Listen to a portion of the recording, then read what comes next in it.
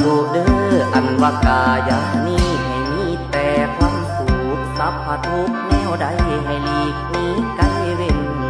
เห็นขวงขันพุ้ยไผ่พญาทางยามากาความไว้ให้ไกลทางหางคิงลิงนั่นเด้อเจ้าผู้ลิงเบิ่งน้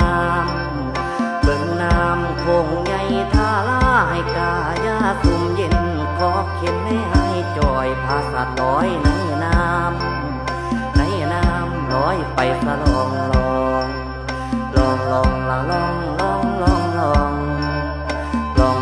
ละลองละลองอย่าได้มีขัดของขาทางวางใดแสงเทียนไตใส่ส่องนำทางว่างผาศาสตร์ลงลอยลองไหลในน้ำ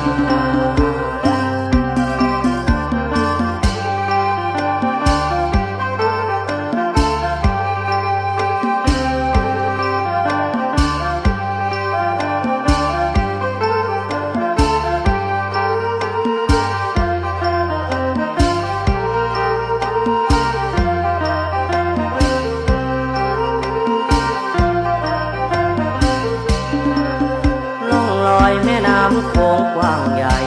เสนียดจังไหลให้ห่างกายกายาลอยแล้วอย่ากลับหลังหวนหาว่าเราเวทนาจะคืนเข้าสู่กายหมายใจตั้งให้ความดีห่มห่อกะจังว่าต่อแต่นี้ไปหน้าให้สุมเย็นสัพพะขอเว้นสัพพะโศกโลค่าอยู่น้ำตาขาแขนให้เป่าแป้นเด้อเจ้าความดีเขาเฮือนซ่านบานซองเงินทองไหลหลังล้นเจริญลุงหุ่งเฮืองหยับขาเปลืองพลันยางไปทางใดให้มีใจสุขีให้อยู่ดี